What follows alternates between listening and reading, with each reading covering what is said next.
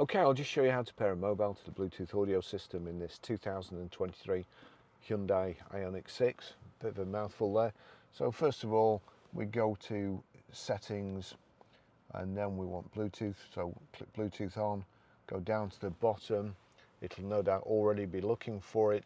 But over here, if we click star, there you've got a different menu system. If you just click the home button there you go, you've got phone, and you've also got settings here. You should be able to get to the same thing through both of those, but we'll just click phone. There you go, vehicle name, Hyundai Ioniq 6. So it's already picked it up here.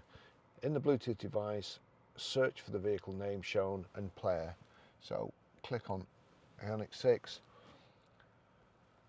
Pairing request 723655, passkey, so we know we've got the right one. Click pair. Requesting download, check your phone and confirm download necessary. So that's allowing contacts and favourites to sync. Call history's been downloaded. That's it. That's how you pair your mobile.